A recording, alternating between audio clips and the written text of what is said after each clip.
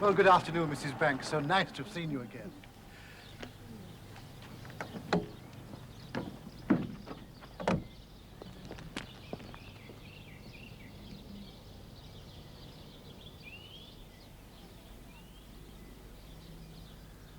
Good afternoon, sir.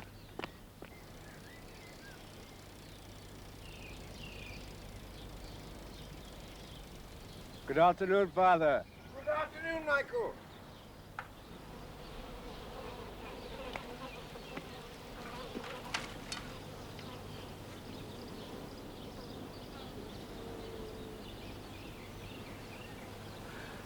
It's going to be a long, hot summer.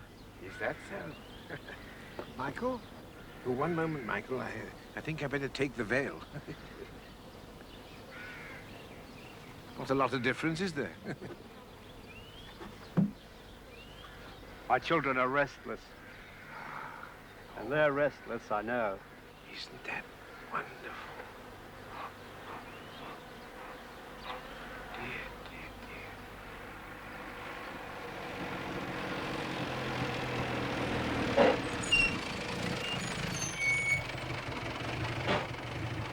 Good afternoon, Mr. Smith. What time would you like me to pick you up? About an hour? About an hour would do very nicely. Fine, I'll be back in about an hour then. How do you like the car? Are you going to buy it? Well, I doubt if I should be allowed to, but I'm going to give it a good try.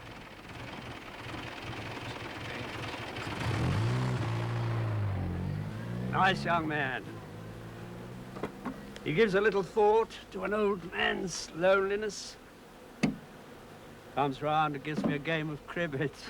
Well, that's a pleasant diversion. Tea's ready. Oh, tea, good.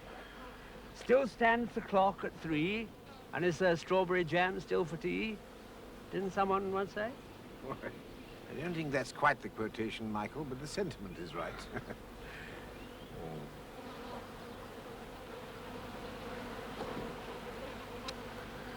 What a wondrous place the universe is. God gave it to us. He even gave us his little creatures to tell us what a joyous place it is. But we never listen. So, it's going to be a long, hot summer. I don't know what John does with his buttons. He must tear his shirts off. Says here the government are importing Polish eggs, tuppence a dozen. Well, they can't be very fresh by the time they get here. It's the principle. You know what I believe? Buy empire. The colonies were quick enough to help us during the war. Oh, but you can't buy Empire eggs. And at tuppence a dozen, they're cheaper than we can buy here. And there are plenty of our customers who'd be glad of cheap eggs. No, you can't buy empire eggs, but you can buy empire butter. And if we let the government buy Polish eggs, before we know where we are, they'll be buying Polish butter.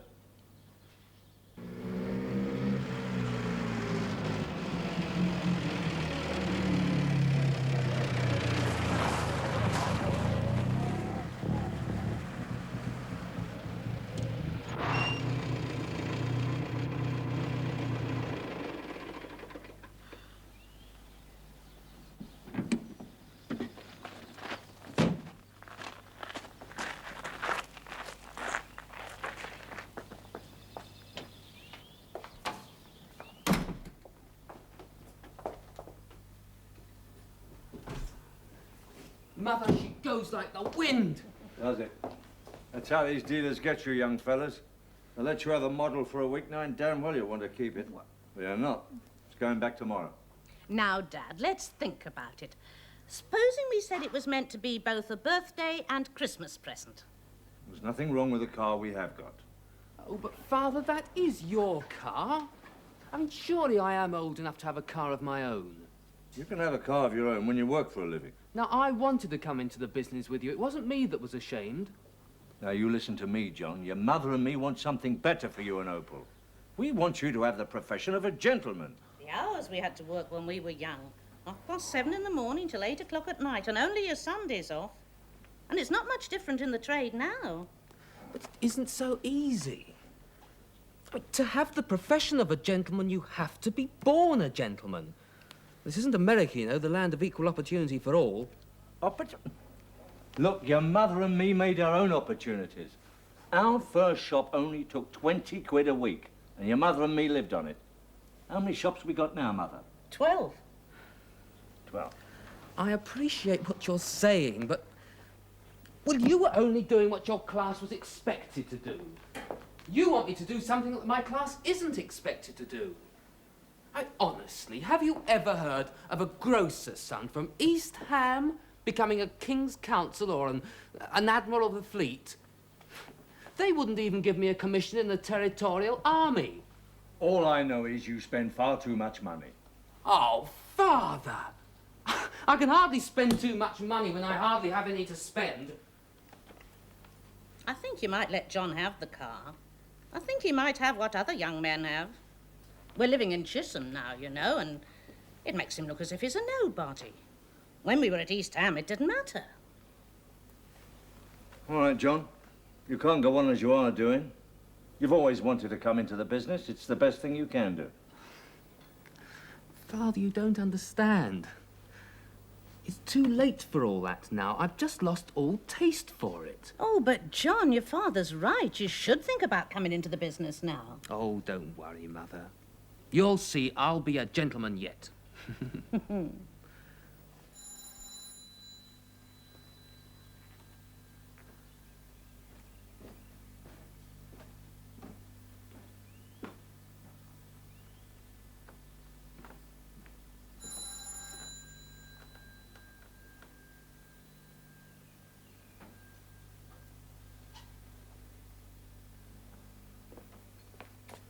Afternoon, Opal.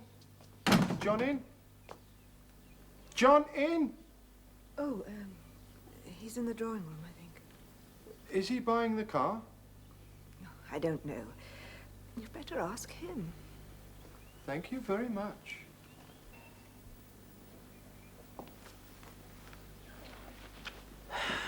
Well, what's everybody doing this evening? Perhaps your father would like to have a game of rummy. Afternoon, all. Hello, Danny. Mrs. Banks? Mr. Banks? Good afternoon, Danny. Well, how's that new car? Decided to buy? Well, I've decided. I don't think my father has, though. Now, John, I know I was wrong not letting you come into the business. But I know I'm right not letting you have that car. Sit down, Danny. Oh, thank you, Mrs. Banks. How's trade with you? Incredible. Dad was only saying yesterday he'd never sold so much beer in all his life as he did last week. How about a game of rummy tonight, Danny? Oh, thanks. As long as it's not too early. I can get over about 8:30, 9. Oh, that'll be nice, Danny. Well, have you heard the latest? Oh, Opal's seen another ghost. I don't see ghosts. But there is a spirit world, and it does communicate to some of us.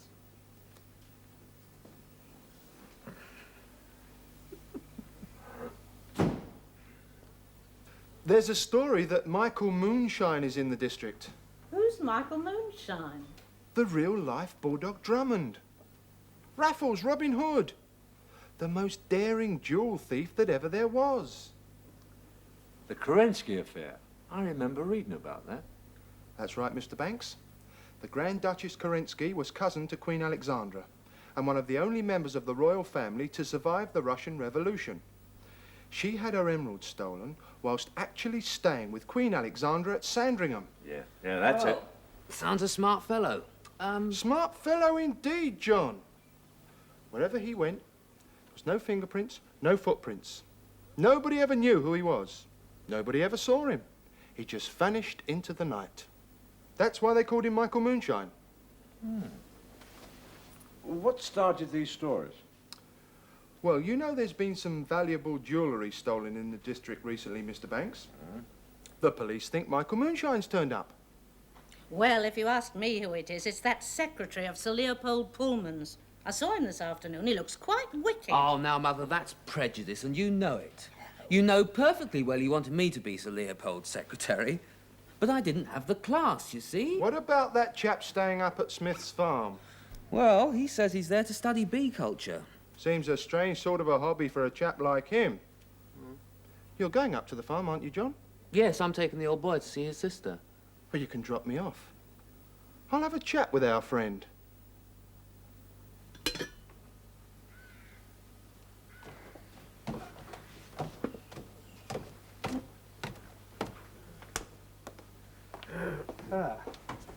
should be here in a minute or two. You know, I wouldn't like to belong to that young boy's generation. We knew our place. If you were a servant, you were a servant. If you were a master, you were a master. Young people today don't know where they belong. Yes, that's very true, Michael, and very sad. Every man should know where he belongs, upstairs. He should have been in the army, that young man. Very good at tactics. So, Father, you don't believe that criminology is a science? I'm not altogether sure. Do you believe that hagiology is a science? What's that? Well, it's not the study of hags. It's nothing to do with the burning of witches. No. It's the study of holy things, saints and so on. You see, the so-called Dark Ages tried to make a science about good people. But our humane and enlightened age is only interested in the science about bad ones. But I think the general opinion is that every sort of man has been a saint at some time or other, and every man has the murderer within him. Surely, Father, you're not saying that any man could be a murderer. Theologically, yes, I am. Murder? I've never had this Sunday newspaper fascination in reading about murders and the lives of murderers. If we're going to read about crime, let's read about crime we can enjoy.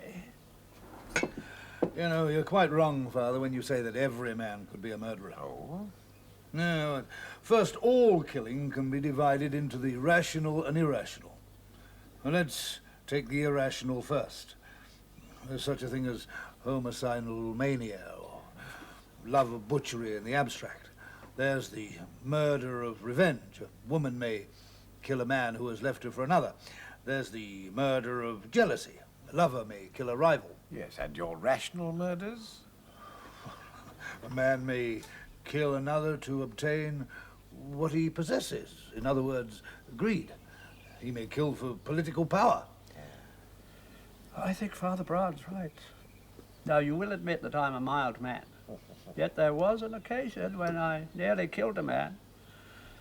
And I do believe that if I'd had to do it, I would have done it. And for none of the reasons you've been talking about.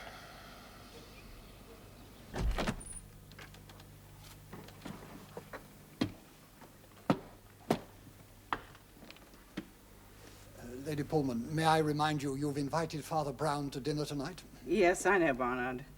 I shall wear the small pearl necklace and the earrings. I usually do when the church comes to dinner. Wear nothing. Nothing? No jewelry. Why not? Your social duties are becoming an increasingly expensive luxury. I don't like what I read these days. You never have liked what you have read, dear. Wesleyan, Catholic, Salvation Army, Church of England, Presbyterian. I know you try to be impartial to them all, but don't let these people see what we do have. They expect so much more from you. And I have to give it to them.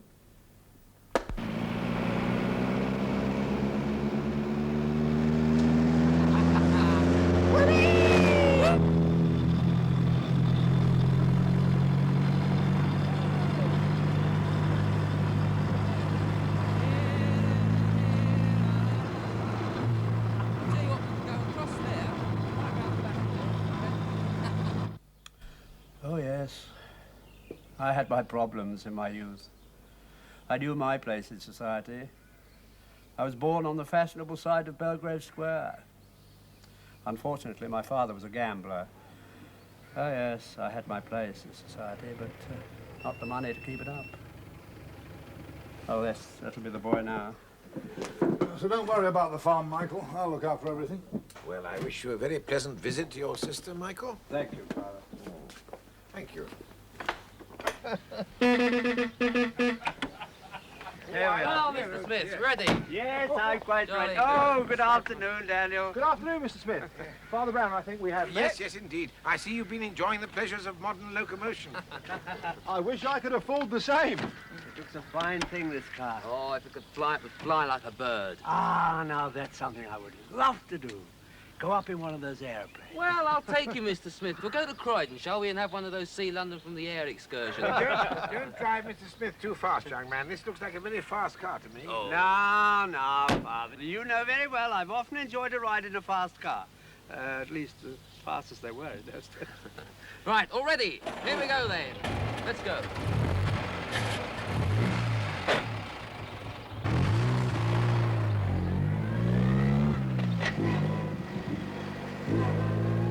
Oh, gentlemen, you'll have to excuse me now. I must be off. I have benediction, and then I have a social engagement. I do wish these people who invite one to expensive dinners would desist. 7 courses. Well, there's one good course. Well, maybe 2 would satisfy. Or better still, send the price of the 6 courses to the Little Sisters of the Poor, a lamb chop to me, and we should all be better off. They would be spared the tedium of entertaining me, the poor would benefit a little, and my digestion a great deal. What? Good afternoon, gentlemen. Good afternoon, Father. Are you very busy at the moment, Mr. Carver? No? They must be very interesting creatures. Bees. Oh, yeah. I can't tell a bee from a wasp. Really? Come and have a look at them.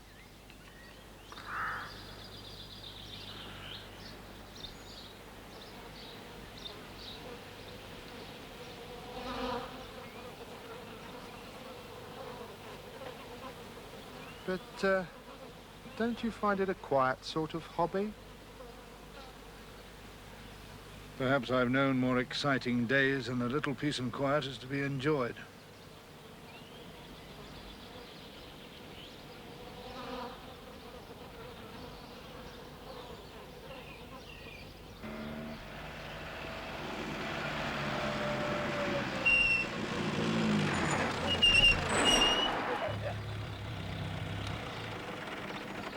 What's wrong? What's the trouble? I don't know.